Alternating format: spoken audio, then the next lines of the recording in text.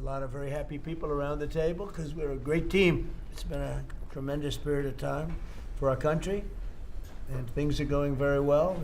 Number of jobs, we have more people working today than we've ever had before in the history of our country, and many other things. And I have a few words to say to you that I think will be helpful. And last night was incredible, not only Texas, but so many other places, and the numbers were fantastic. And they've really been that way for a year.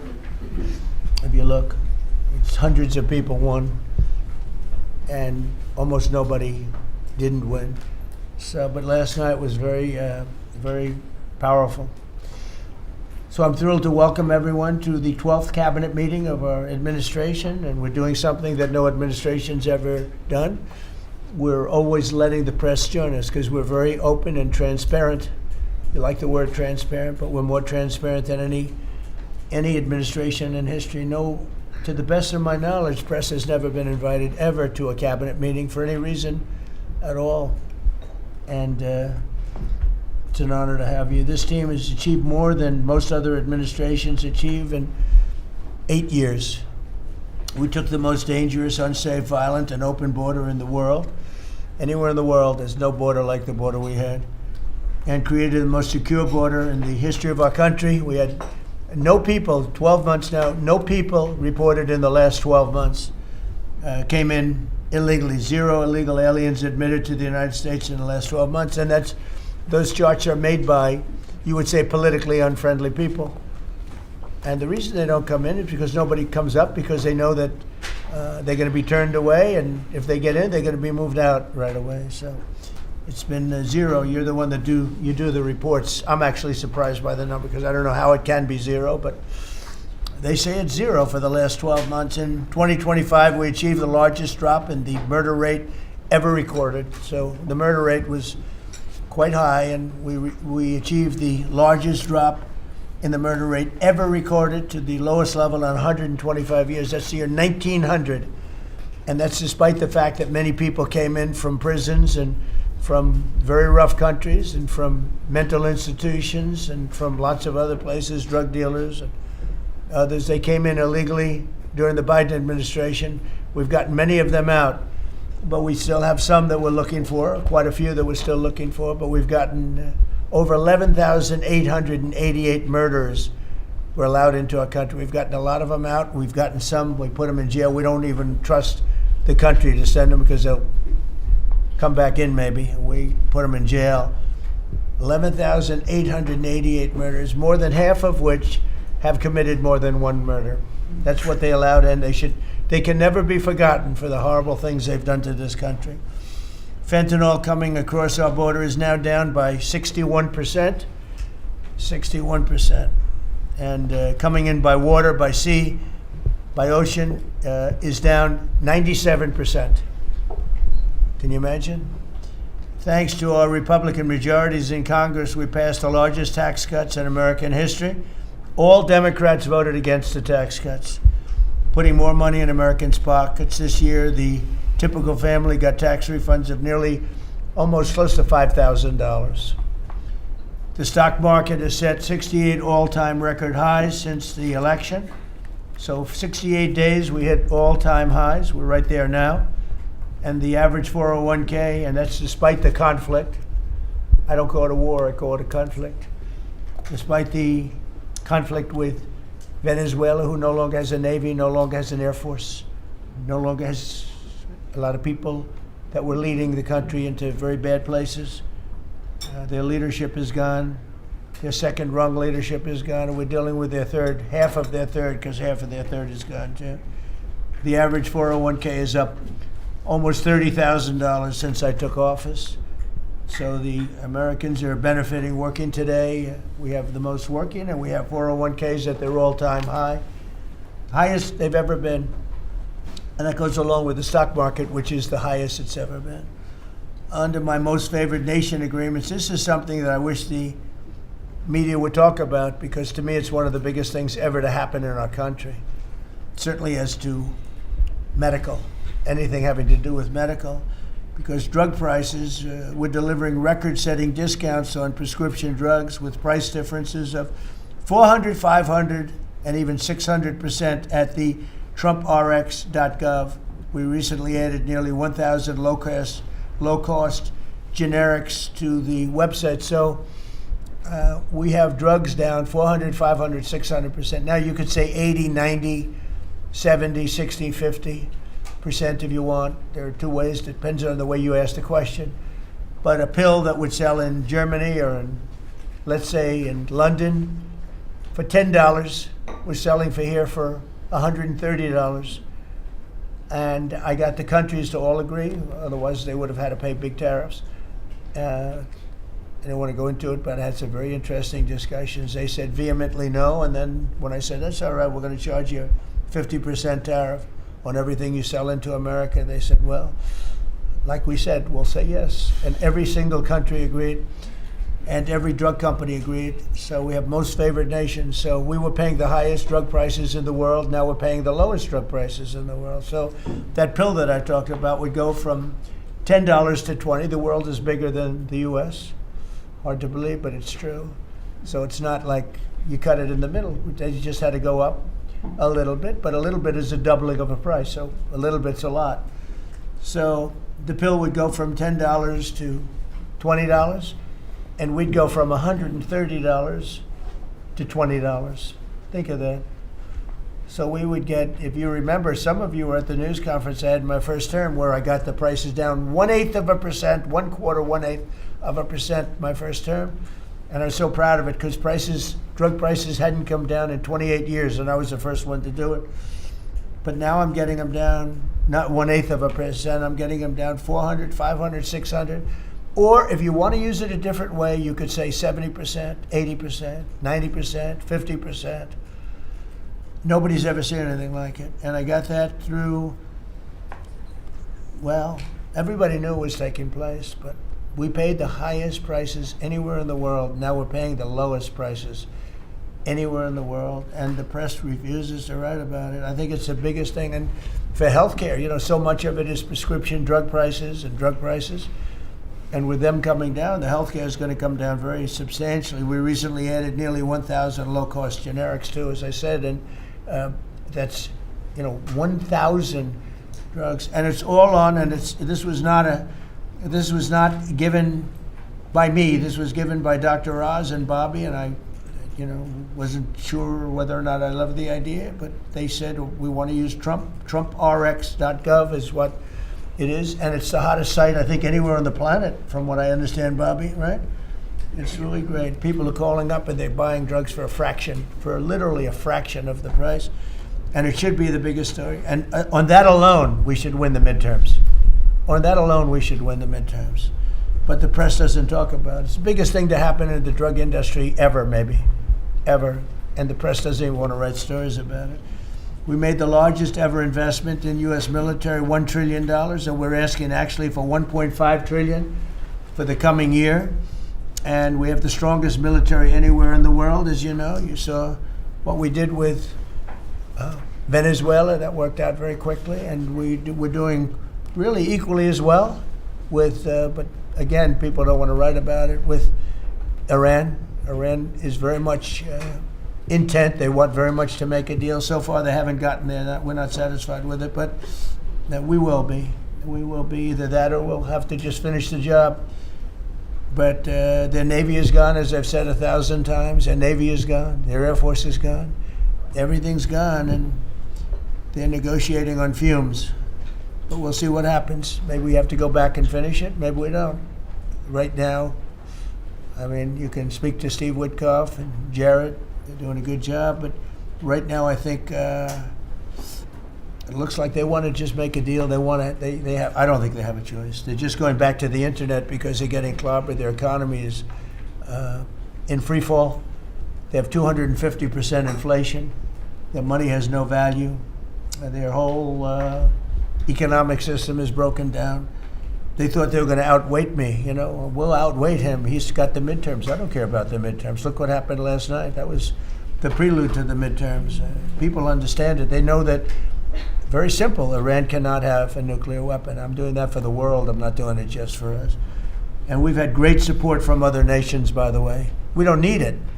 at all, but we've had great support from other nations. The problem is you always get the support when you don't need it. When you need it, you don't get the support. With Operation Epic Fury, our warriors are ensuring that the world's #1 state sponsor of terror never obtains a nuclear weapon, and they won't. Under the leadership of Vice President JD Vance, very proud of this, the White House Task Force to eliminate fraud is waging war on waste, fraud, theft, and abuse like nobody's ever seen before. He looks like Elliot Ness. Do you ever see Elliot Ness? I'm telling you, the guys that are up there, Rural Central Casting, they're standing behind. What a group of people. No, it looks like a movie. I'm going to make a movie out of it, I think. And they're finding billions and billions and billions of dollars. And I just said, that's good. He said, you haven't seen anything yet. Just said that. And, if he does really great, we'll have a balanced budget without having to do anything. This is the kind of money they stole. They're crooks. They're thieves. And I hope that Todd is going to do a real job. These are crooked people. These are thieves. This isn't like a mistake. We're just talking about one person. He got hundreds of thousands, millions of dollars for securing one man, for taking care of one elderly man. He was a service. He got paid millions of dollars for taking care of one man. Total crook. They're all crooks. The Somalians, what they've done to Minnesota, the Somalians, they're crooked as hell. Ilhan Omar, crooked as hell. They're all crooks. And we got them. We got them. Now we're putting the clamps on. But boy, I tell you, that's an impressive group of guys that you have behind you. I was watching that, and a couple of very strong women too. But I was watching that last night. I said, I'm proud of you guys.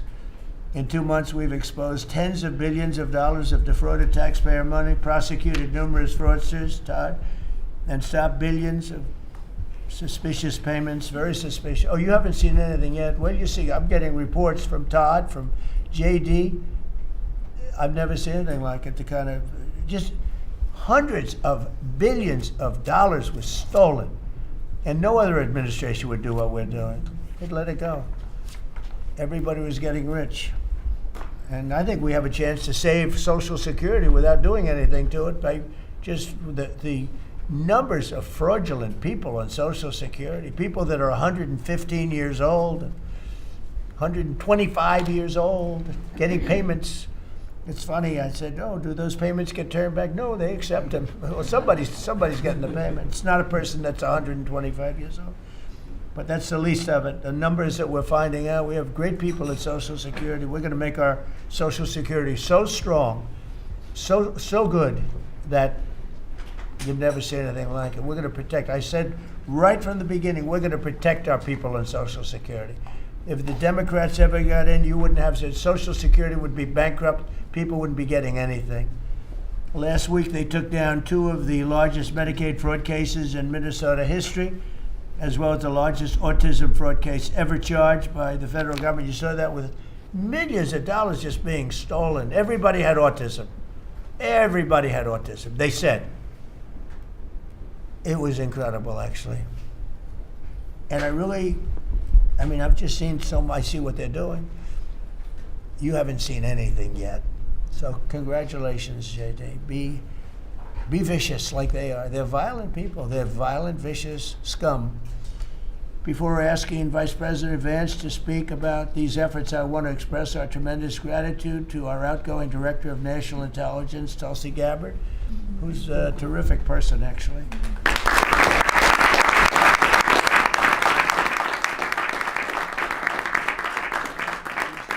She's come up with some findings that were pretty good. And Tulsi's worked tirelessly to restore trust and focus on the intelligence and with the intelligence community. They all respected her.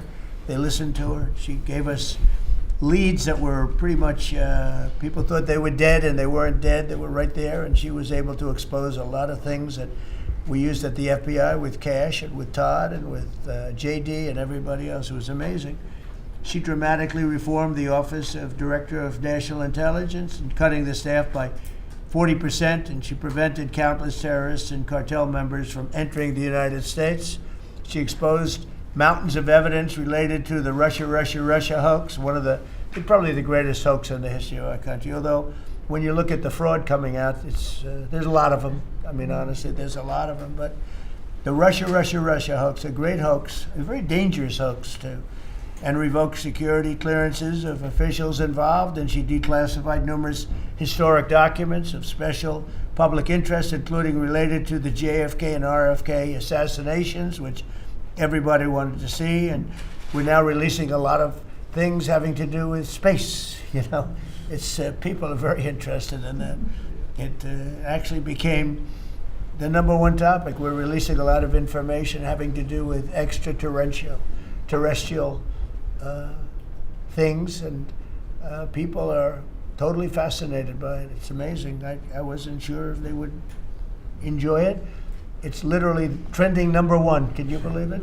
So a lot of people out there are like it. But we're releasing all of that information. And Tulsi, we're praying for you and for your husband. Her husband's not feeling great, but he's going to feel great soon. You're going to get him better. And he's a wonderful guy. So just say hello and thank you for the great work you've done. We appreciate it. Thank you very much. And now I'd like to ask JD to say a few words about the war on fraud, followed by Acting Attorney General Todd Blanche, who's doing fantastically, and Secretary of State Marco Rubio, another one. I mean, we have great people. And the Secretary of War Pete Hegseth, Central Casting. He loves war. I don't like it. He's a good man, that one. And Scott Bessent, you talk about a guy doing a job. Been fantastic. Thank you, Scott. Really fantastic. And a lot of the success that we're having with other countries is what you've been able to do and find. And SBA Administrator Kelly Loeffler and all of the people here have been great. We're going to just do those few, and maybe if you have some questions, we'll go to others. But everybody around here has got a lot to say, but we did that once and it lasted for like 4 or 5 hours. It was a little much. We want to be open.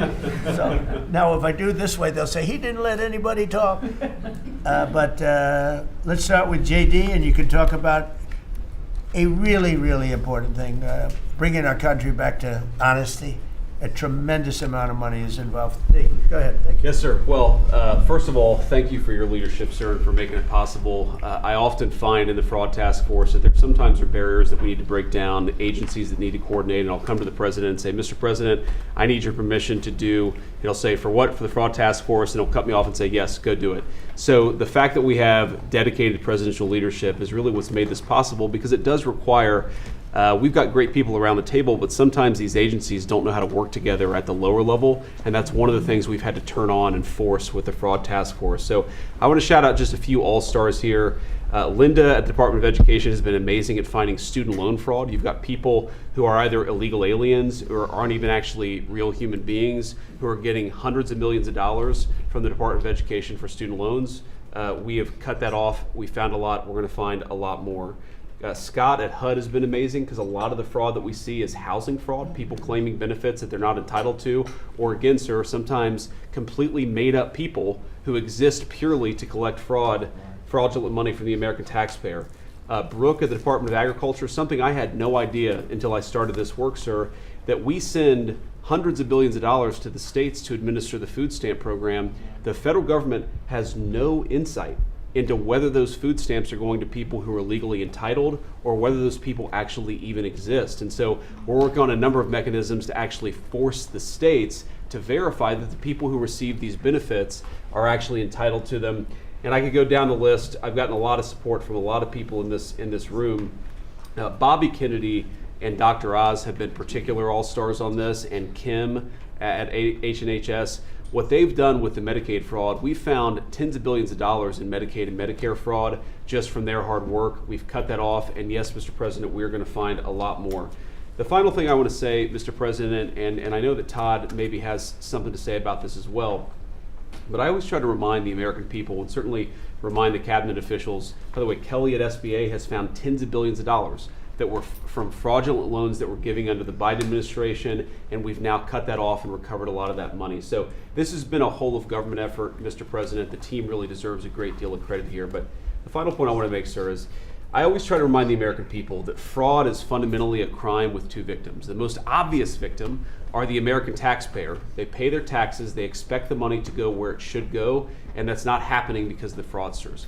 But there are also victims, people who benefit from these programs that don't exist, if we're not actually taking care of the fraud issue. And let me just give one example to build on something you said earlier, sir.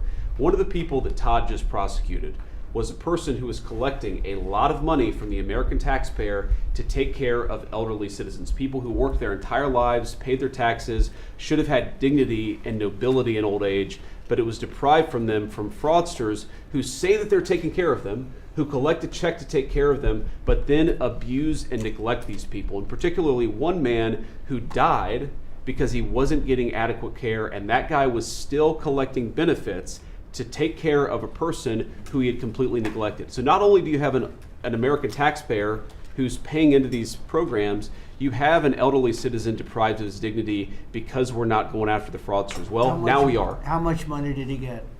Sir, hundreds of thousands of dollars, maybe more than that, but we think that that exact type of fraud has been replayed all over our country. That particular case was outside of Minneapolis. We expect that there are tens of thousands of people who are collecting fraudulent money to take care of people, and they're not actually taking care of them. We're of course going to get to the root of as much of it as we can. But again, sir, it's been, I wouldn't say fun, because you find out how much people have been taken advantage of, but it's certainly very good and valuable work. So thank you for giving me the opportunity to do it. Well, thank you very much. Yes, sir. Attorney General, please. I'll just continue to talk about what the Vice President was just talking about. The way that we are actually, it's one thing to uncover fraud, which we've done, and that's part of it, but it's also prosecuting the bad guys that are doing it and stopping it from continuing. And that's where you have, everybody in this room has inspector generals. And for many years, these really hardworking law enforcement members would identify fraud, and nobody did anything about it. DOJ prosecuted it, but spent a very little resources on that. So what we've done just in the past 51 days, over 400 law enforcement actions in this country related to major fraud. That's search warrants, that's arrests, that's convictions, that's indictments that are filed, and that's just 51 days. And it's not just the great prosecutors. It's the FBI agents, it's DHS and HSI agents. It's everybody in this room that has inspector generals that are now they have been freed up, and it's because of you. It's because of the Vice President saying this is going to be a priority of what we are going to do. Not just the Department of Justice. Even though we're the prosecutors that are putting bad guys in jail, it's also the law enforcement at every agency, FBI and DHS. And so we're already seeing results. We had a $1 billion fraud, a conviction at trial last week out of Florida. And this was an organization that was stealing from senior citizens in Florida, duping them. There were call centers set up in the Philippines, and they were duping them to buy medical equipment that they didn't need, that they would never get, and that the taxpayers paid for. And so that's a good win. We arrested 15 guys in Minnesota last week. The Vice President mentioned one of them. These are people that are not, they're just stealing, and many of them are here illegally. And so you have people who are in this country illegally, who are then taking advantage, and the Vice President says something a lot that resonates with me. The generosity of the American people, the generosity of everybody in this room, the leadership, to take care of the people in this country that are the most, that deserve it the most. Children who are supposed to get food at school, and you have men just stealing, taking that money. And so that's what we're focused on.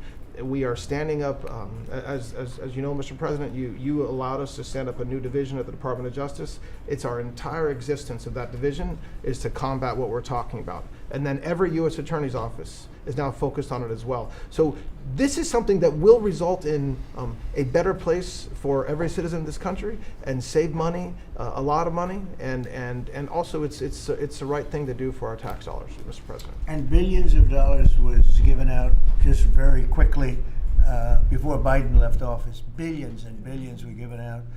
And I mean, I know of many cases, but one, I don't know what's happened with it, but I think you're looking at it. I know Lee was involved in it environmentally. Stacey Abrams was given $2 billion for an account that had $103 in it, an environmental fraud, I guess.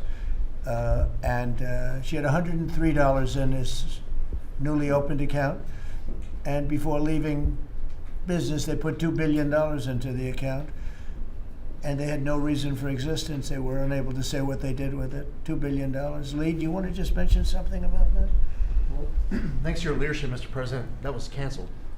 And they no longer have access to that $2 billion. They were like hell. They wanted that money. Go ahead. In fact, it was over $29 billion that it's now been canceled at EPA. You told us to make it a priority. Now this happened as soon as you came in. After the election, before your inauguration, they were caught on video saying that they were rushing to get billions of dollars out the door before you're swearing in because they were afraid that once you were sworn in, you were going to stop it. Well, that part they were right. We did. Yeah, we did. Great And job. we're happy to do it, Mr. President. And, the Department of Justice under Todd Blanche's leadership, they just secured another big win in an appeals court on some recently canceled grants for different agencies. So great attorneys making sure that this accountability is delivered over the finish line. It's been a great team effort. And we're building more, most importantly, we're building more factories and plants in the United States now than at any time ever before. $18 trillion coming in. That's not including the 12th month, that's 11. And I say it often that the Biden administration had much less than 1 trillion and we have 18 trillion. And when those final numbers come up, they'll be even higher than that. That's a record in the history of the world. No country has ever done that. And that money's going into plants, and you are giving them very fast approvals, thorough and environmentally correct, but fast approvals. And you're doing a fantastic job. Thank you very much. Another man doing a fantastic job, I think we all agree, is Marco.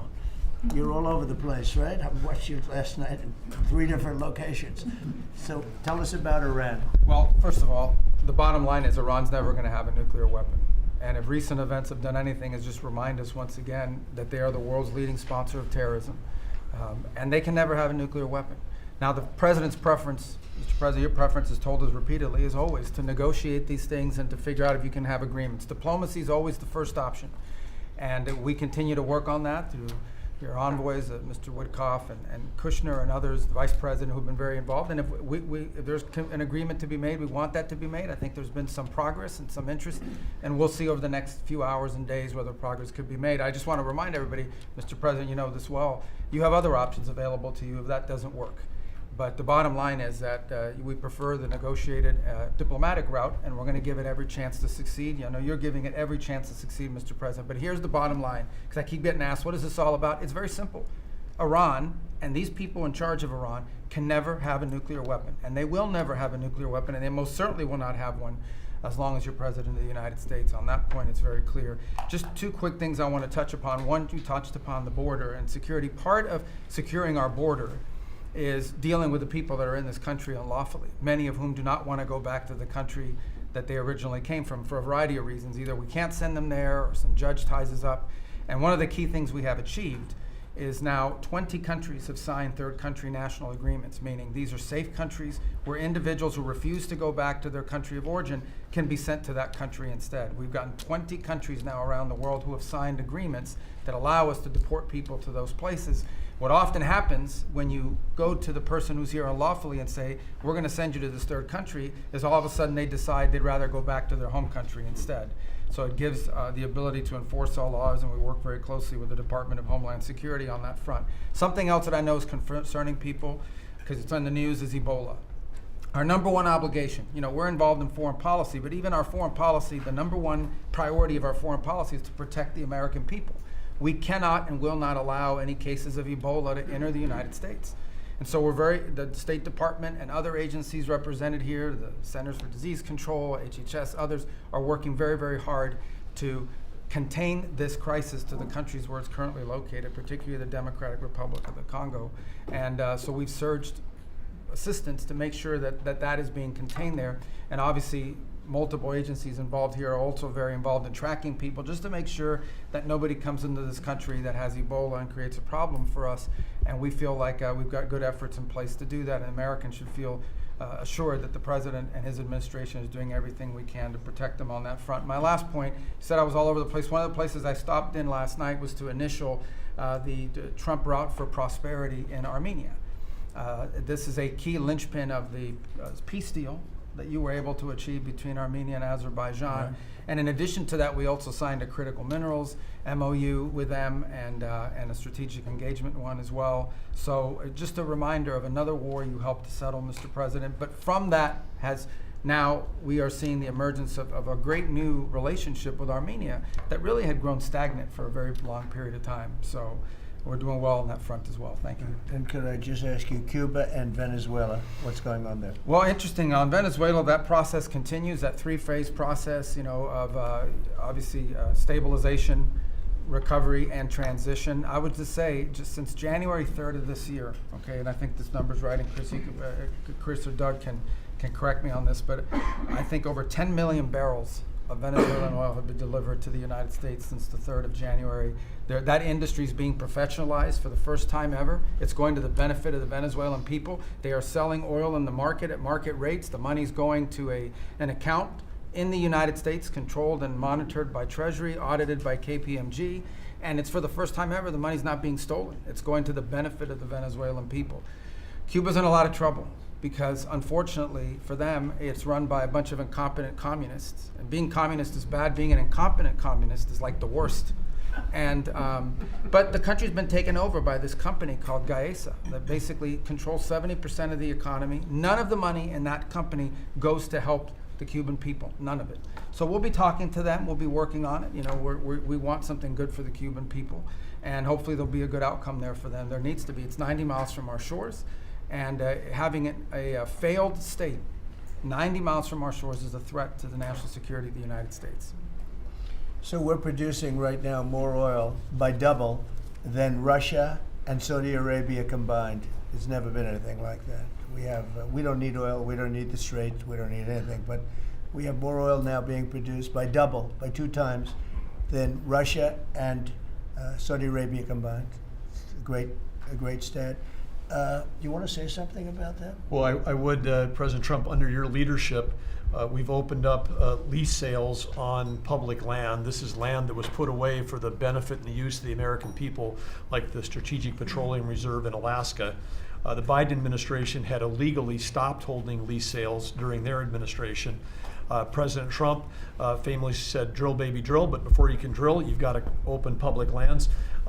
Between the lease sales that have happened in the Permian, in the Bakken, and on the North Slope, just since January of this year, it's over $4 billion of revenues come into the Treasury. That's 13 times more than the Biden administration brought in on lease sales in the entire 4 years they're in office.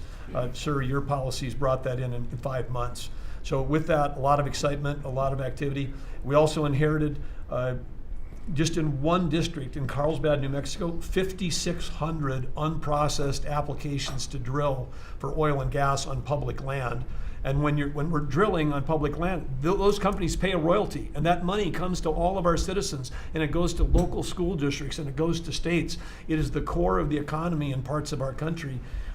The team down there working for the Department of Interior, Bureau of Land Management, has dropped that by 91%.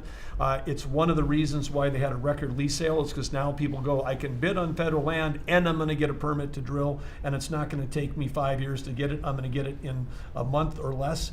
And so it's exciting to see your vision. And of course, with this energy dominance, us, as you just noted, largest oil producer in the world, largest natural gas producer in the world, largest natural gas exporter.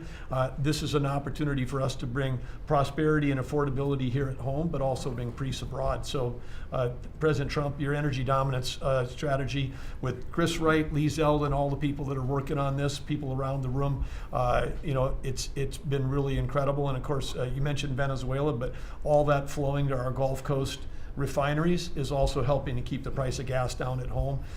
So again, it's an amazing transformation. Bottom line is the center of geopolitics around energy has moved from other parts of the world to the Western Hemisphere in the last 5 months. You turn Venezuela from a sanctioned adversary into a strategic ally in 45 minutes. Never happened in history before. And what's going on in Alaska. When I was there last week in Alaska, the North Slope, 80,000 barrels a day coming online at Pico. That wouldn't have happened with you. It's up by Willow on the North Slope. That's going into the Alaska pipeline. 20% increase just off that one field. So amazing work. Energy is a high-tech industry, and those guys are crushing it, and they're loving the fact that they can provide affordable, reliable, secure energy for America.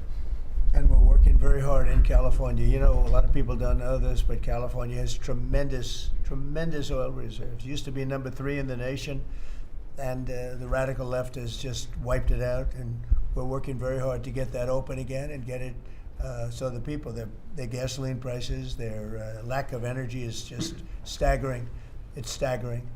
And we're actually making very good progress. Even people that were against that at one point, now they're saying, wow, that'd be great. But people don't realize it was one of the, right, Chris? It was one of the top drilling states, one of the, I would say in terms of reserves, as among the top in the country. Nobody thinks of that with California. Everything was just closed down, really violently closed down. And we're opening up some of it, and we're being met with actually great spirit, because they're paying so much for gasoline that they don't have to be doing that. And they have a very incompetent group of leaders, like grossly incompetent. So I think that's going to be something. On a slightly smaller subject, while Doug was speaking, Department of Interior, he and his people have done a fantastic job on D.C. D.C. is looking beautiful. The fountains are almost all open. We had 28 of them. And we have one in particular, a very long lake, we call it, the reflecting lake, between the Lincoln Monument. Nobody's ever seen anything like it. You take a look at, between Lincoln and Washington, you have the longest, like 2,400 feet long. That's longer than the tallest building in the world if you set it on its side. And it's almost 200 feet wide. And actually it was built in 1922, and from 1922 on, it really never worked. It always leaked, and it was a problem, and a lot of things. And hundreds of millions was spent. The Biden administration and the Obama administration spent hundreds of millions of dollars trying to get it to work, and they failed. And we'll be spending, you'll give me a number, but I think it's a very low number. It's like in the number that we originally talked about, where we cleaned it, we fumigated it. We had 10 major truck dumpsters of garbage taken out. Can you believe it? A friend of mine came in, very substantial person from Germany, wanted to see the Washington Monument. I wanted to see the Lincoln Memorial. And he said, I looked, but that horrible reflecting pond is disgusting. It's filthy, dirty, and disgusting. I said, really? I drove down. I said, Secret Service, let's take a drive. And we went down. I said, that's terrible. And for the most part, it didn't work. I mean, they wouldn't even have water in there. But when they did, it was just dirty, filthy water that leaked out. And we got to work on it. And it was supposed to cost almost $400 million, because it's like putting the skin on a skyscraper, but bigger, much bigger.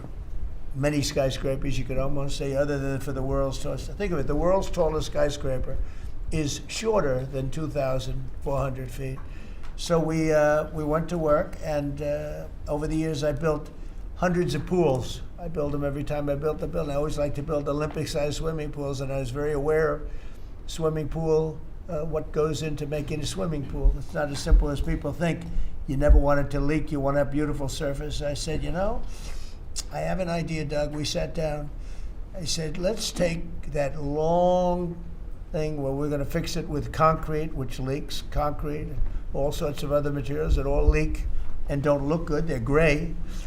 And, swimming pool, I have a swimming pool right up the road. I built it 22 years ago. It's perfect. I said, does it ever leak? No. It's perfect. Good contractors. I actually called in a couple of the contractors, got some ideas from them. And I gave it to Doug, and Doug's done an unbelievable job. And so they were going to spend maybe $400 million. I don't know. You never know with cost overruns and everything, but it was going to take years to build, 3 years, 4 years.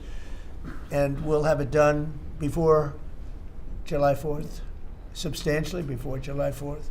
If we didn't have such bad weather the last 4 or 5 days, we could have been almost done. You can't do the substance of the rain. And what they did is they cleaned it. They took out, as I said, more than 10 dumpsters of garbage, shovels. It was disgusting. Every corner had massive amounts of, I guess that's the way the tide goes, but they had massive amounts of garbage. We then steam cleaned it. We then sandblasted it, and then we pebble blasted it. That's a bigger version of sand. We made the surface as good as it can be. And we're now covering it with the most beautiful blue very thick. You think of it as a very sophisticated form of rubber. No leaks, no problems, and it's beautiful. It's called American Flag Blue. That was the color we chose. And we are probably 70% finished with it. It's going to be finished. The hard part's done. And then we decided to do much more than we originally, I thought I was just going to do the surface, but we said the problem is the outer ring looks pretty bad too, where you walk on. So we sandblasted that. This is all additional work. We didn't want to do, when you do something like this, when you do the one, you think the other looked okay, but then when the other, you see the new surface, the old stuff that looked okay looks really bad. So we cleaned that, sandblasted it. The walkways, all of it. It's a tremendous amount of area. It's thousands of feet long, very wide. This is where the people stand, not the water part, the dry part. And we had a combination of granite and stone, and we're pointing it, fixing it. The joints were terrible, everything. The whole place was a mess. And when it opens in a couple of weeks, long before July 4th, we want to have it for July 4th weekend, but it'll be long before that, you will see something that's really going to be beautiful. And now we're looking at the World War II fountain, because that's also in pretty bad shape. On the bottom, we're going to duplicate it, I think, with the maybe with a slightly different color. Actually, we'll go with a lighter color. But Doug and I have a lot of fun doing it. Your staff is fantastic. They've really worked well. But the concept, so think of it, instead of spending $200, $300, $400 million, and it will never work, we're going to spend like $10 million maybe, $12 million. Instead of spending 4 years, we're going to spend, like if you add it all up, like a couple of months. And instead of going through 4th of Julys as a horrible construction site, we're going to have it open before the 4th of July. And the difference is it's better. Somebody said, oh, well, but it's not the same. Some of the fake news would say, well, but it's not. No, it's like the pen story. The pen is better at $2 than it was at $2,000. This is the same thing. This is far better. Won't leak.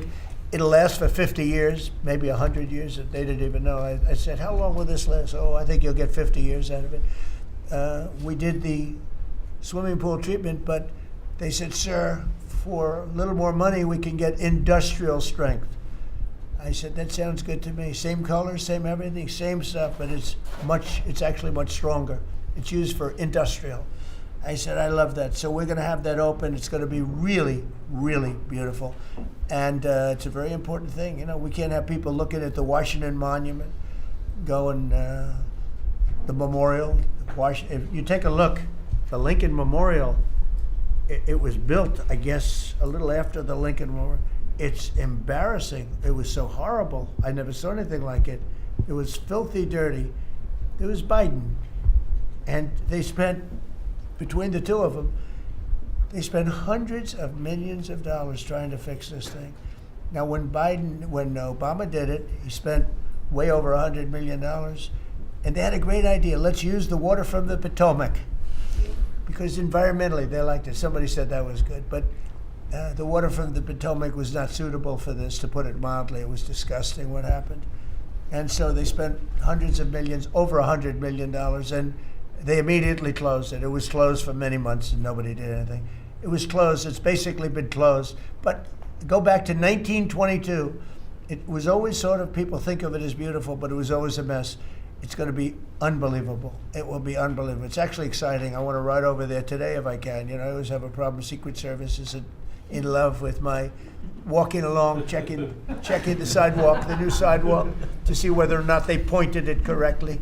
But they do. We have great contractors doing the job. But we'll spend a very tiny amount of money, and it'll be better than it ever was when it was built in 1922. It's very exciting, actually. To me, I love construction. It's very exciting. And we do many things. We did 28 or 29 fountains. I made a contribution to redoing Lafayette Park. That's the entrance to the White House, and it was an embarrassment. The floors were broken. They had bricks. Some of the bricks were missing. You know where they're missing? They took them out to throw at people.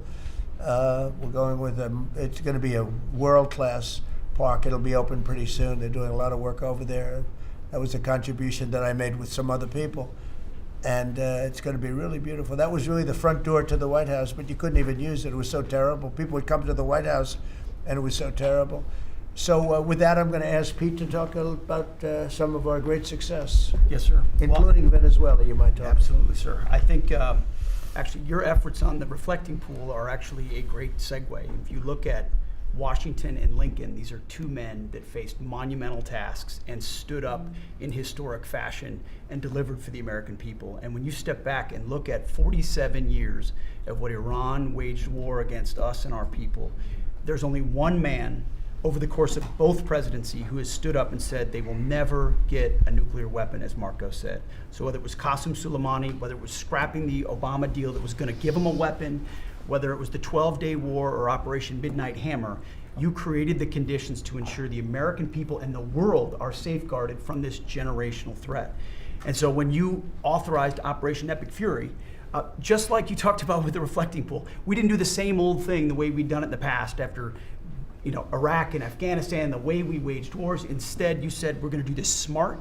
We're going to do it overwhelming. We're going to use maximum lethality, and we're going to bring them to their knees. And so whether it's their Navy that's at the bottom of the Persian Gulf, their Air Force, their air defenses, or their defense industrial base, they may have missiles, but they can't build more right now. And they can't build more drones right now. And they can't build more ships. And so they came and cried uncle to talk, which Steve and Jared and the Vice President and others are doing so ably. And during that time, we put in a world-class blockade. And they haven't been able to bring anything in or anything out from Iranian ports. And we know from the intel that their economy is hurting big time because that is their lifeblood. And again, bringing them to the table. So whether it is through the efforts of your negotiators that they ensure that they never have a nuclear weapon, or we have to go back to the War Department to finish the job that way, we're prepared to do that. And I think even our reach on the dark fleet of Iranian tankers, no Iranian tanker around the globe is safe. And we've seen seizures all around the globe, again, choking off their economic lifeblood. But all of this is possible, Mr. President, thanks to the investments that you've made in this department, firing on all cylinders. For the second year in a row, we're at historic recruitment rates. Last year, we said that here. This year, we beat it even faster. The American people are excited about what you're bringing to our department. Our defense industrial base, $50 billion in private investments because of the meetings you've held. Defense manufacturers are investing in new plants and new manufacturing, new production lines, so that we're getting weapons faster than ever. And then the $1.5 trillion that you've committed to the department going forward, that's 1 million American jobs. 1 million American manufacturing jobs. That's Golden Dome for America, that's F-47, that's B-21, that's $50 billion in drones. We're going to lead the world in drones, shaving years off of production of all of those, everything under budget and ahead of schedule, which is what the warfighter deserves. And we saw it, you mentioned Venezuela, Mr. President, you saw it on display there. Think of the fact that our Southcom commander just landed via helicopter at our embassy peacefully at the welcome of the Venezuelans, because we're now partnering with them, hopefully, even on the counter-cartel mission as we secure our hemisphere. So we've secured that southwest border. We're going to war with the cartels through the America's Counter-Cartel Coalition. Venezuela is a big part of securing our energy future and defending the homeland. And then I just want to note one more thing to give you a sense of how committed this president is. Maybe a year ago, he heard the call of Nigerian Christians who were being targeted and killed by ISIS in Nigeria. And he said, Pete, I want the War Department to focus on ensuring that we do everything we can to protect those Christians. Partnerships like that can take time behind the scenes, but he never wavered on it. And we got the assets there, and over the last month, and there hasn't been much coverage of this, we killed ISIS #2 in Nigeria, who's most responsible for killing Christians and trying to target the U.S. homeland, and have since, because of the intel we gathered, killed hundreds of ISIS members who were targeting and killing Christians in Nigeria, creating a whole new opportunity there. So there's a lot of things we do that the media pays attention to, and a lot of things the president empowers the department to do on behalf of the American people that he deserves great credit for. Thank you. Great job. You're doing a great job. I just want to say on recruitment, we're very proud of the fact that for the previous 4 years, previous administration, they couldn't recruit people. And that included, by the way, police and firemen and others. They were not proud of our country. And they couldn't recruit. Anybody with a uniform and was having a hard time recruiting. And they set record low numbers. They were way, way behind. And literally from November 5th it started. It started even before we got going. Mm-hmm. But from the time we won the election to now, we've had numbers of recruitment, the likes of which we've never had. Record recruitment in every single branch, and that includes police and firemen. Record recruitment, so we're very proud of that. Thank you. Great job. Thank you, sir. Kelly, please. Mr. President, you have made us a nation of builders again. You're leading us to the greatest economy that the world has ever known, and I see that every week as I travel this country, main streets across dozens of states, from Alaska to Maine. I've been in many of those states 2 or 3 times. I hear it everywhere I go. Please thank the President for putting us back on track.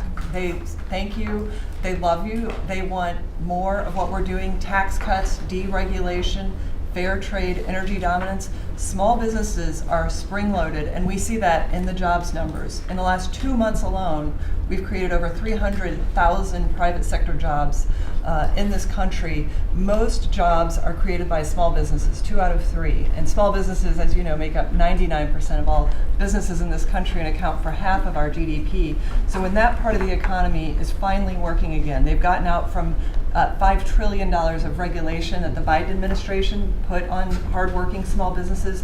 They penalized growth, investment, hard work, and success. But thanks to the working family tax cuts that every single Democrat voted against, hardworking families, the welders, the waitresses that I meet on factory floors across this country, from Pennsylvania to New Mexico, where I'll be tomorrow. Brooke and I are going to Arizona tonight. So we see this everywhere we go. It's one of the most underreported stories in the media. Main Street is back, and that's because America first.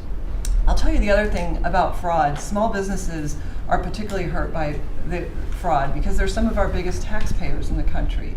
And they show up every day. They work hard to provide for their employees, to build their businesses. They're doing it the honest way.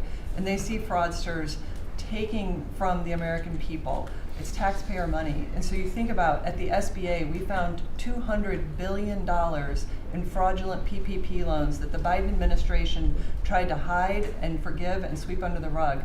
We've turned the first $22 billion of that over to Treasury for collections and to DOJ for prosecution. Our Inspector General is already announcing that people are going to jail. There are jail sentences now being served. We've announced that 140,000 people have been barred from ever getting SBA loans again, defrauding the government for about $9 billion. So we are going to continue our work under the great leadership of Vice President Vance and appreciate the partnership because it's really accelerated our ability to get the job done. But then just back to small businesses. We have record business formation in this country. That's another story that the media won't tell you. Over 500,000 businesses on average a month this year. So it's not just record people working, strong job creation, business formation at all-time records in this country, but we have manufacturing expansion, 4 consecutive months. That means that's a leading indicator, meaning that we have expansion coming. Another story the media won't tell you, 98% of all manufacturers are small businesses. 75% of our defense industrial base is small business. They're our main exporters. And so America first, free trade, fair trade, deregulation, tax cuts, and energy dominance is helping workers on Main Street, and that's why they tell you to tell me to tell you, Mr. President, thank you, and they love you. Well, thank you very much. Great job. Thank you, Kelly. And I just say, we went to China last week. We had an amazing meeting with President Xi. The relationship's very good. We're doing a lot of business with China now, but it's not where they were ripping us off. For years and years, they ripped us off like nobody ever got ripped off. Now it's a very profitable business that we do with China. And they respect our country again. We have the strongest military in the world by far, and they respect our country again. Scott, please. Sir, on the economy, 2 words: resilience and prosperity. The continued resilience of the economy speaks for itself, even during the Iran conflict. And it speaks to the strength of your leadership. Pro-growth policies are creating conditions for American families and businesses to prosper. We're entering the second half of our 250th anniversary year with renewed optimism and momentum. It has never been a better time to be an American, and as you said earlier, we have a record number of Americans working. The economy that you are building is not only strong, but secure and resilient and better positioned to compete globally. Real GDP has risen 2.7% over the past 4 quarters, something that many economists said couldn't be done. In the first quarter of 2026, despite the Iran conflict, GDP grew at a 2% annual rate. The Atlanta Fed GDP now is predicting 4.3% for this quarter. In terms of prices, I believe the prices are transitory. Oil will be lower than pre-conflict levels when this ends. Natural gas is already down, as you mentioned. Drug and pharmaceutical prices, they are plummeting, and rent is down. We are more resilient to energy price fluctuations due to your energy dominance agenda, to regulatory efforts, and we have never sold so much energy to the rest of the world. Business investment rose at a 10.4% annual rate in the first quarter. Capital expenditures and business equipment rose more than 17%, and that is as a result of the tax bill and tariffs. Jobs related to commercial construction, factory construction, are up 90,000 since your inauguration. In the past 2 months, the private sector, as Kelly said, has added 313,000 new jobs. And those are private sector jobs, sir, including 13,000 manufacturing jobs. We have construction jobs, we're building the factories, and those will turn into manufacturing jobs. The stock market has hit new highs. The stock market lives in the future. It is seeing on the other side of this conflict, it is a strong symbol of optimism for the future. Corporate earnings are high, and wages are doing well. For the tax season, we had the best tax filing season in history, which is a victory for Main Street. The average refund was nearly $3,300, 11% increase from last tax filing season, and importantly, 62 million returns had one of your 4 signature policies: no tax on tips, no tax on overtime. They reduced taxes. 85% of our seniors paid no taxes on Social Security, and the deductibility of auto loans for American-made cars. For what I believe is the most important government benefit for young people since the GI Bill, the Trump accounts. The app will be available on all major platforms tomorrow morning, and it will place the American dreams into the palms of the hands of parents and children. Nearly 6 million kids have been signed up for Trump accounts, and they will launch on July 4th, and it will be a great symbol of the 250th anniversary. Main Street prosperity, workers have seen positive wage gains. The unemployment rate remains low at 4.3%, and private sector job growth is strong. So sir, just to reiterate, resilience and prosperity have been the marks of your second term. It's been great. It's been amazing, actually. Any questions? Thank you, Mr. President. Iris Tao with NTV Sister Media with the Epoch Times. We've done a lot to clean up DC and fight crimes here. And as a lot of Americans and people from all around the world are coming to the nation's capital ahead of the major 250th birthday events here, how important is it for you to really keep delivering on these results, but also what does it mean for America's identity on the national and international stage? So I'm very proud of DC because when we came here, a little more than a year ago, it was a very dangerous place, and now it's a very safe place. It's been incredible what's happened as you see the crime numbers. We had restaurants closing up, and nobody wanted to go to a restaurant. They were afraid to walk to work. It was very, very dangerous place, very unsafe, and now it's a very safe place. We brought in the National Guard. We worked with Cash and the FBI, and Janine is doing fantastically, and Todd, and everybody. And it's now a very safe city, and people are pouring in, and you see the grass is all beautiful. We put a lot of new grass in because, you know, like people, grass has a life too. And this grass, it was up a long time. But the waterfalls we talked about and the fountains, most of them are in the final stages or fixed. People are writing me letters. People are talking about it. We have some of the most beautiful fountains in the world, and there wasn't one, not one, that worked. We had 29. Out of the 29, not one was worked, in addition to the reflecting pool, which is even, that was the big one of them all, but that was a disaster. So with all of that, and this place is looking beautiful. I rode through it yesterday, where the fences are down. The homeless aren't staying here any longer. We're helping them out, but we're not, we just can't have them in the nation's capital. And when foreign dignitaries come in, they're saying, the first thing they say to me, this place has really changed. They saw that it was going down. Our whole country was going down, just like D.C. was going down. And as you know, the restaurants were closing up. There weren't very many restaurants, and now they're opening up. You can't get a space. And everyone's going out to dinner, and they're safe. And we had the national security, and we have the National Guard, and we're going to keep them. I want to, by the way, just in case I mentioned, keep them. Okay? And don't lower the number either. So somebody said, oh, are there less? I said, I hope not, but don't lower the number if you don't mind, okay? We're going to Just keep surge them. this summer, too. Yeah. They look great. You know what? They give people. We took out 5,000 criminals, hardcore criminals. By the way, 90% of the crime is calculated. They count 2% of the people do 90% of the crime. That's a great number, because when you get rid of 2% you can get rid of. 90% you can't get rid of. 2%. So 2% create 90% of the crime. 91% actually, to be exact. And we moved 5,000 people, Todd, out of here. These are career criminals.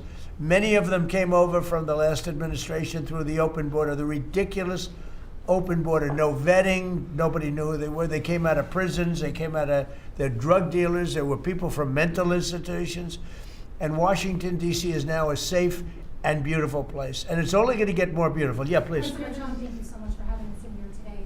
What are your thoughts? Why do you think that Joe Biden is trying to sue this Department of Justice, former President Joe Biden, to have his tapes that he did interviews on blocked from the American people hearing them? Do you think that he's trying to hide something? And maybe Acting Attorney General Todd Blanche could comment on if they will countersue and release those tapes to the American public. Are you talking about it with respect to his book? With respect to Well, I'd like to see it. I don't know. Maybe there's some constitutional reason. I don't know. I would like to see what he has to say, because we can never allow what happened to this country to happen. The man was grossly incompetent, and the Democrats, I call them the Democrats because the policy is so bad, but they came very close to destroying our country. We can never let it happen again, and I hope that you're able to produce that. I think it would be very interesting reading for people. Mr. President, Iran wants control of the Strait of Hormuz.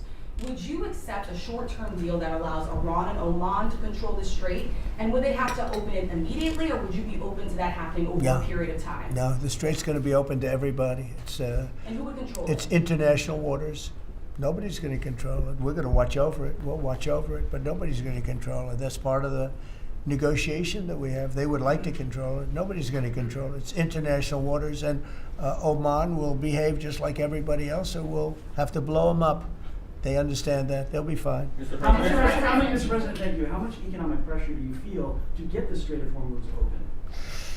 Well, you have to say, the United States has so much oil that we are an exporter of oil. So we have plenty of oil. We're very lucky. We're blessed with the greatest piece of land in the world from that standpoint, and we have more than anybody else. And now when you add Venezuela to it, we have, I think, 64% of the world's oil. And we're getting along very well with Venezuela, by the way. It's being run really beautifully. The big companies are moving in. It's going to be amazing, because it's also, like us, they're very blessed in that sense. But we have natural energy that no other country has. We have more than anybody else. So it's really a world problem, because most of the world doesn't have that. And we're making it available. During the closing, I don't know if you've seen some of the satellite pictures, boats, hundreds of boats lined up. It looks like, I used to say, the Long Island Expressway with cars.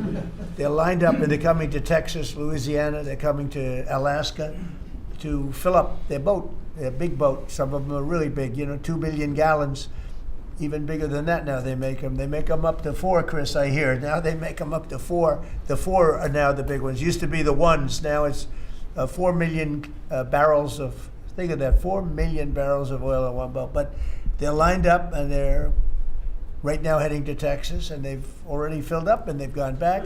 In addition to that, you have a lot of boats, you have about 1,400 boats in the strait wanting to get out, and at the right time we'll release them. But the American people, sir, are seeing higher gas prices. Yeah, they It's are. come down a little bit, but it's still $4. No, it's come down. 45 cents. Oh, it'll come down a lot. It'll come down to where it was before. We had it when I was in Iowa. We had we're driving by and we saw gas stations, $1.90 a gallon, $1.85, $1.87 were the three that we saw. We had it down in some places below. Now we can't help but California where they charge so much tax that you lower it and they charge tax.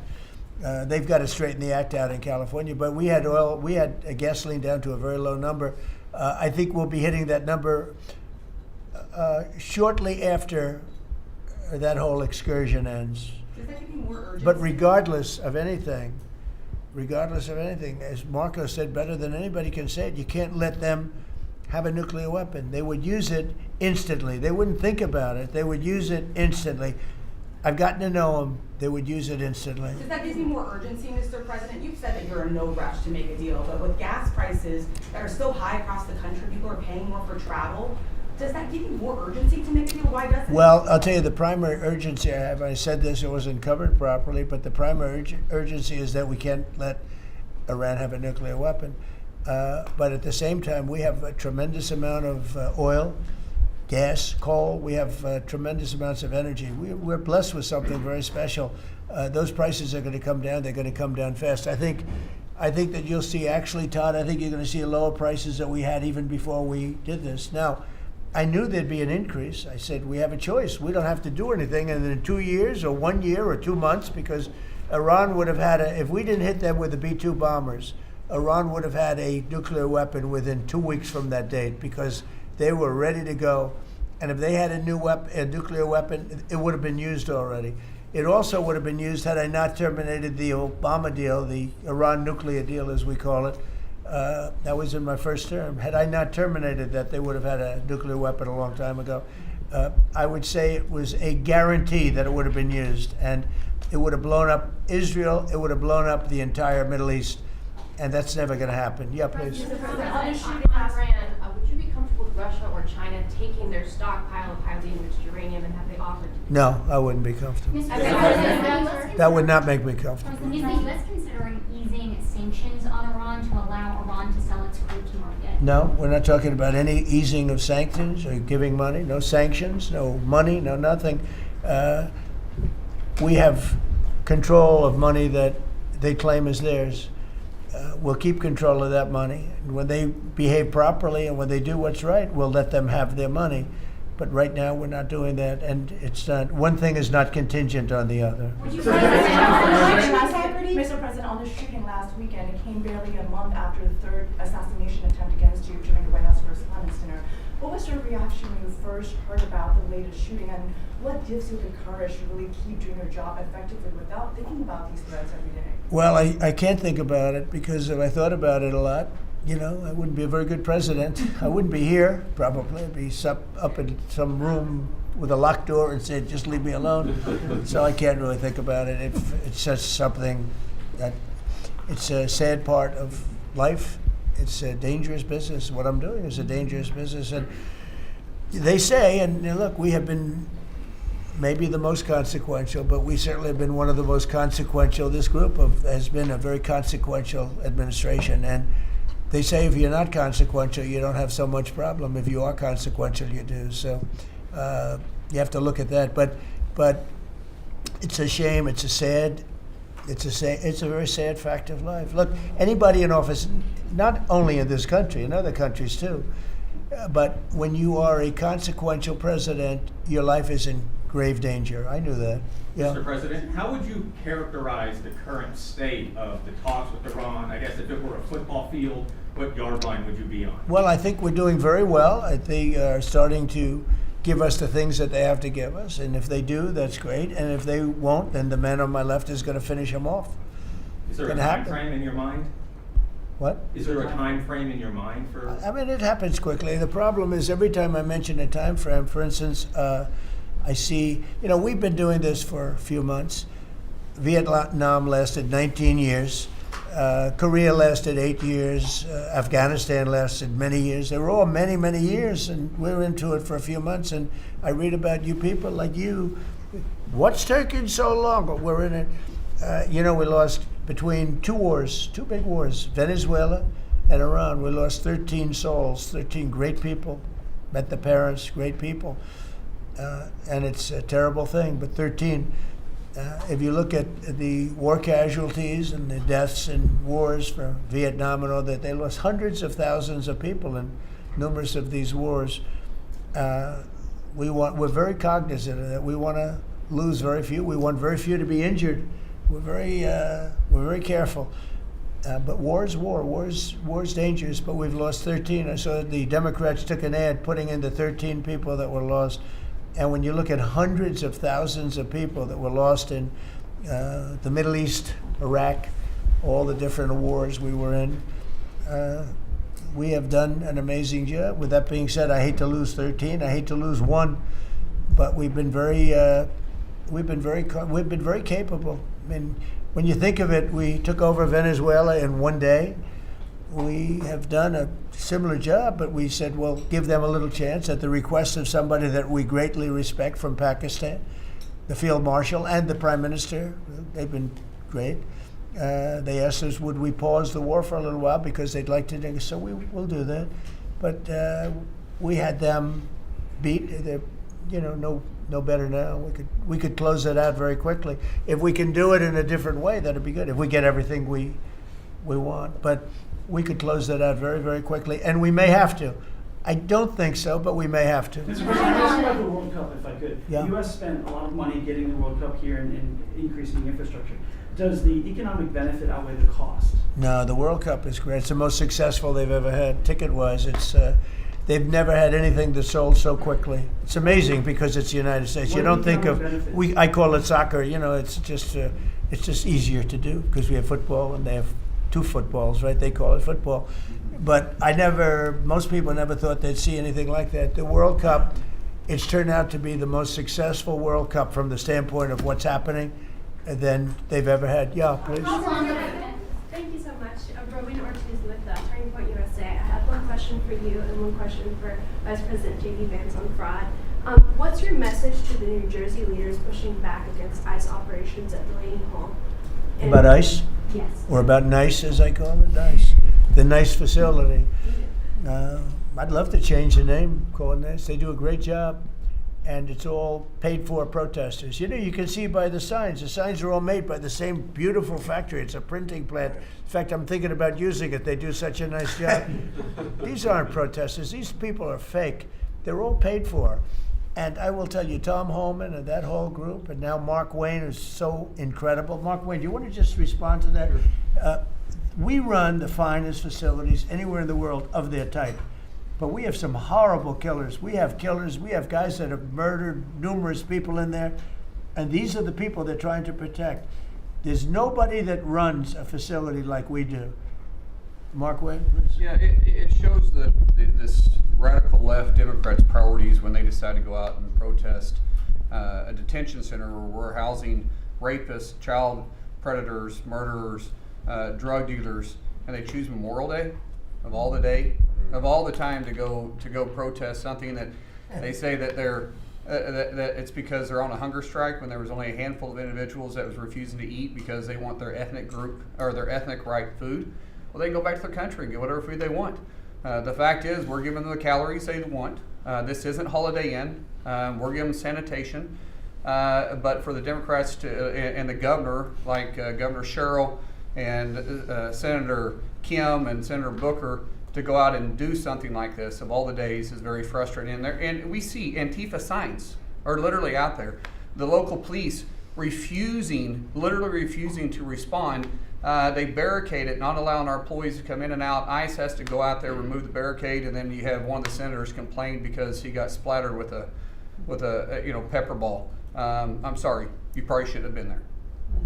One thing I'll say about that, the local police, I know a lot of the New Jersey police, they're phenomenal. They love us, but they're told not to do anything. That's right. They love us. They love him. They even love me a lot. And I'm in New Jersey a lot. It's great. I mean, I think it's a great place. It's got a group of people running it now that are having a hard time. But they really they really like this administration. They love this administration more than any administration they've ever had. And they're thanking me all the time. And, you know, I see those guys going up and down the Jersey Turnpike with their big, beautiful hats on. I say, I'd like to look like that someday. You know, they're great. No, these are great people, and they love him, and they love ICE, and they love the Border Patrol, and they're not allowed to talk to anybody. It's like, but it all comes from the top. They have to follow orders. They want to keep their jobs. Are you expecting Congress to pass a federal gas tax holiday? A gas tax holiday? Yeah, to suspend federal. Well, it's something we might talk about. Let's see what happens over the next week, 2 weeks. A lot of good things are happening. So are you going to the next time next week? No, I was invited to I was going to go on Wednesday, but they closed it out very quickly. They're great. And Jim Dolan's a great guy. He's, as you know, owns and in charge of Madison Square Garden. He's having a good year. Boy, what a team. They win all their games. They have some great players. I think I'll be going to one of the games. Yeah, I was invited by numerous people and Jim. And I think I'll be going. It's great to see it. You know, the Knicks have really, they've really suffered for years, and they're doing right. They're doing right now very well. Would you accept an agreement with Iran that just calls for further talks on uranium? Or No. is the only option? No, is the not basics. Iran? No, I would for some of it, you know, because it's a memorandum of understanding for speed. One of the things that will happen is the Strait will open immediately, but it's got to be perfect. I'm not going to do this. I didn't do this to get a crummy agreement. The worst agreement ever signed was by Barack Hussein Obama. What a horrible agreement that was. It was a setback for this country, for the whole world. The Middle East would have blown itself up. No, I would like to have the countries we were talking about, with Saudi Arabia, UAE, Qatar, and the others, we'd like to have them immediately join and Steve Witkoff is working on that with Jared and some others, but would like to have them join the Abraham Accords. It'll be historic if they do it. And I think they owe that to us, to be honest. I think, because that really would be a tremendous sign. And I think those countries owe it to us. Steve, are you going to get them to sign? We're definitely pushing it, Mr. President. I'm not sure we should make the deal if they don't sign. You want to know the truth. If they don't sign to join the Abraham Accords, I don't know that we have countries in there already. UAE, great countries, bold countries, and it's turned out to be so good, so effective, and so we're requesting strongly that they join. It'll be great. It'll be great for Saudi Arabia. It'll be great for Qatar and Kuwait, the whole group. So the Iran deal might be contingent on more countries joining. I don't know. I don't want to say that. I'm not going to give you, what's contingent, what's not. I can say that we can make a good deal right now, but maybe not a great deal. And if it's not a great deal, we're not making it. So because we can make a great deal with this guy right here, and but it's it's a lot nastier. Probably wouldn't go as quickly. We wouldn't be talking about as quickly, but it would be foolproof. But I think we're doing very well, Steve. I think we're doing pretty well in terms of the negotiation, but we'll see. If it's not going to be a real deal, because Obama had that horrible JCPOA, whatever it was the worst deal. It was a path for Iran to have a nuclear weapon very quickly. Years ago, they would have had a nuclear weapon. We might not be here talking about it right now. They would have had a nuclear weapon. And frankly, Obama picked the wrong country. He should have picked another country. I won't tell you what it was. But he picked the wrong country when he picked Iran. But we have things understood now with Iran. It's been nasty. They've lost their leaders. They've lost. And it really is regime change. We didn't set out for regime change. But by the fact that we're dealing with a totally different group of people than we were at the beginning. And frankly, I find them to be much more reasonable. I actually find them to be smarter, but I find them to be much more reasonable. This is regime change. One regime is gone, another regime is gone, we're dealing with the third. Pieces of it, because some of them are gone too. And I find them, I think, how can you have a stronger regime change than that, So I do find that. I'd like to thank you all very much. We're doing great. Our country is doing fantastically well, and this group of people is outstanding. Thank you all very much.